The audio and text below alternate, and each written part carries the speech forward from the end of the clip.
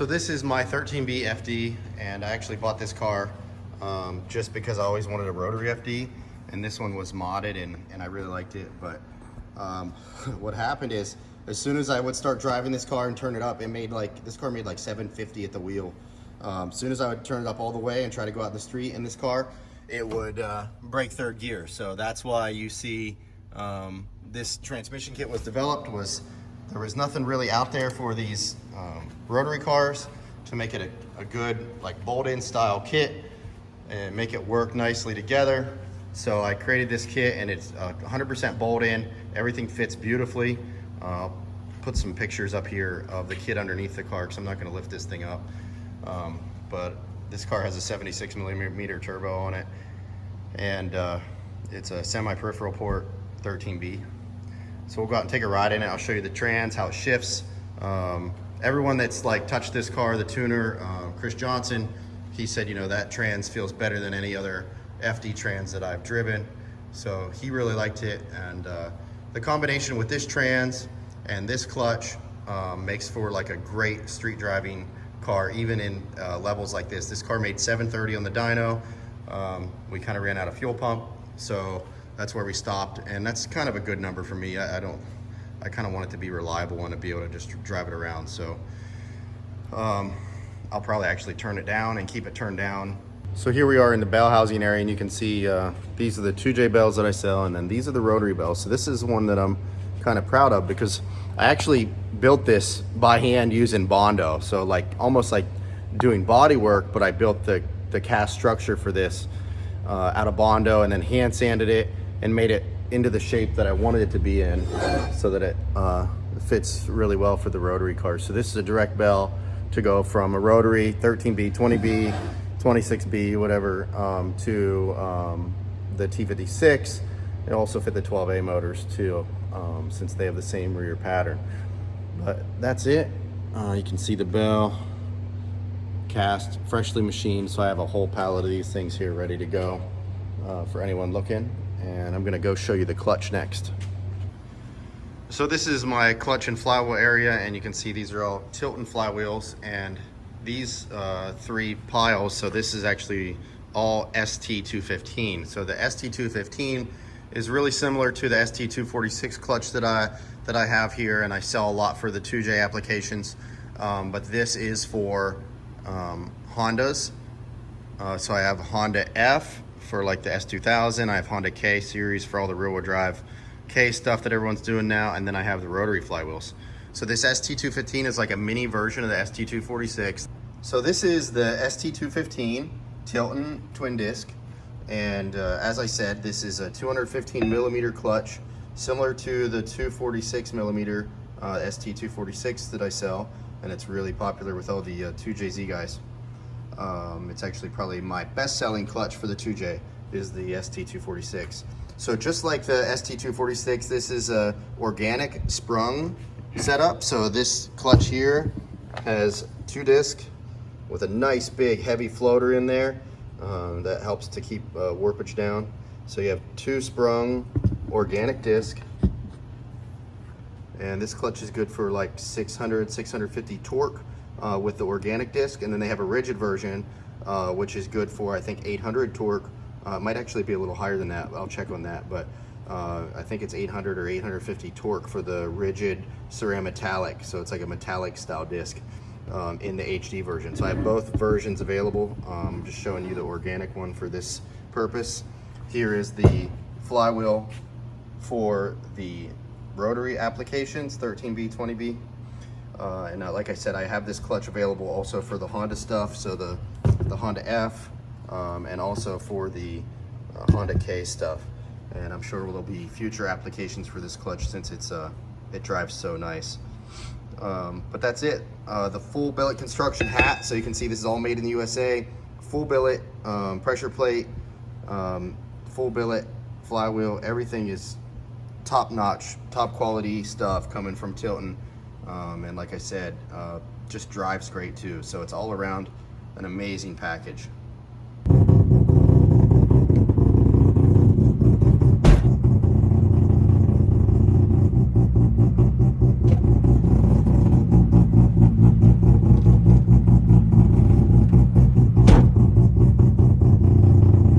to show you first how soft this clutch is. So I'm going to put it in reverse, and I'm not even going to press on the gas, and you'll see I'm able to back up. Watch this.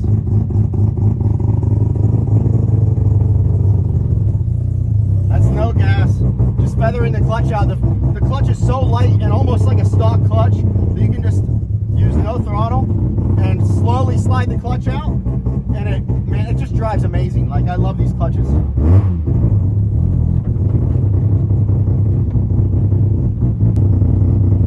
So that should be like wastegate, that should be like 14.5 pounds. We're going to try that out first. Let me put my seatbelt on, I guess, to be safe. This is my first ride since it's been tuned with this trans in it, so kind of excited to see how this goes.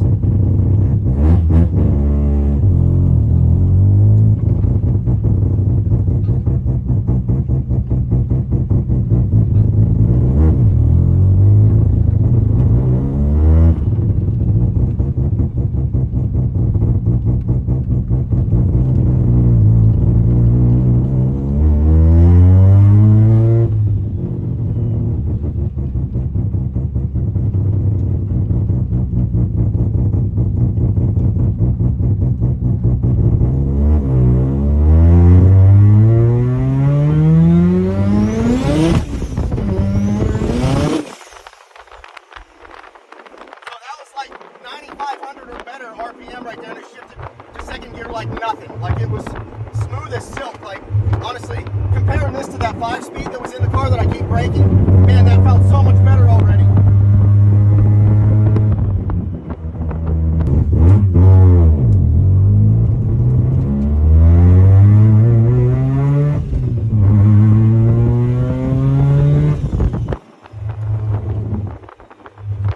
This car has an 8.8 rear end with a 410 gear in it, so with this trans and the 410 gear, the matchup is like what I consider perfect for a street car.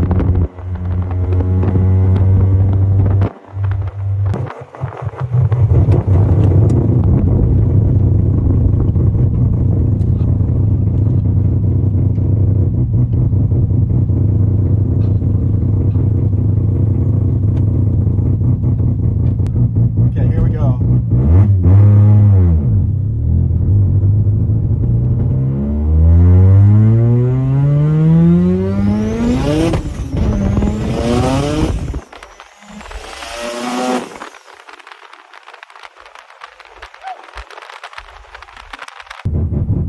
So this car has a Haltech Elite 2500 in it.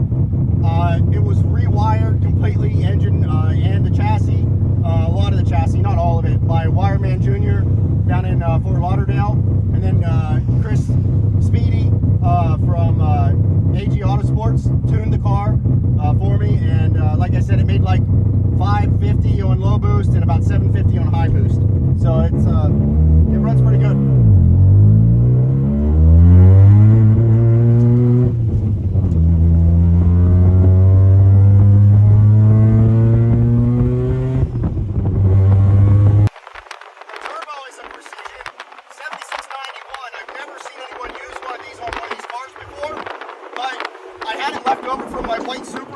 Drag race, and it was like a class legal 76, so it had a big hot side, which I thought the Rotary would like since they have so much exhaust energy. So I put the 7691 on there, and it seems to work really well. It had a Borg Warner 70, I think it had a 76 on it before, or 80, and I think this turbo would make more power if I turned it up all the way.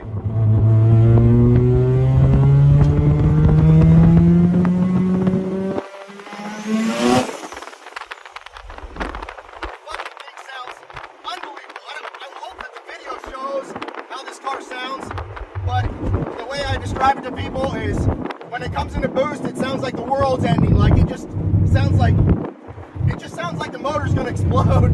Is how it sounds. But I don't know. It's an incredible experience to drive one of these because they go from like nothing to everything like in an instant.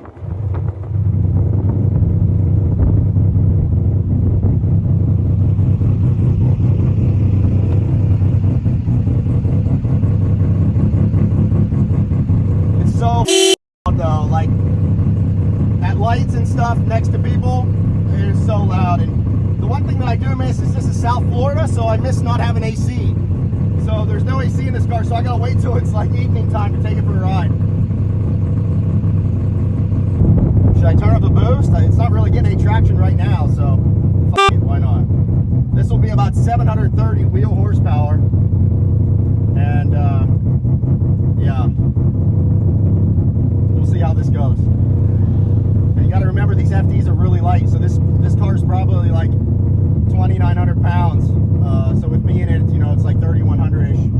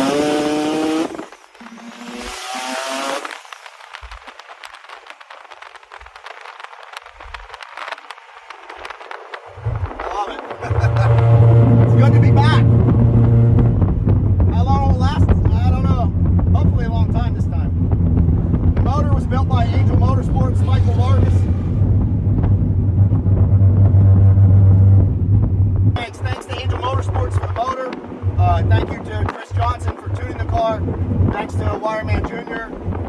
For doing the wiring.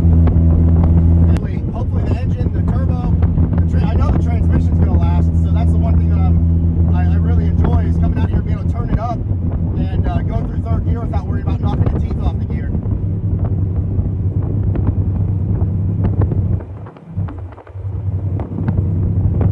And you can see, like, I was shifting at, 9,000 plus. This trans, it doesn't mind. The key to a good high RPM shifting T56 is to watch the weight of your clutch. So the higher the RPM, the lighter you want that clutch, because basically the weight of the clutch disc is going to be on the input shaft. And the more weight on the input shaft, the more centrifugal force it has, which will basically make it harder to shift at high RPM, because that centrifugal force of the clutch disc is spinning your input shaft still.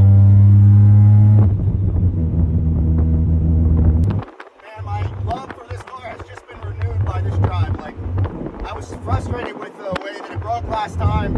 I actually broke the eccentric shaft in half, which I heard is really rare. So now that it's all back together, my trans is in it, everything is working beautifully, man. It made it all worth it.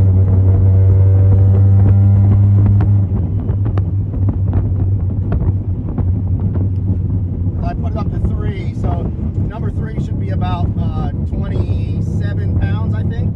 So it should make some jam right here.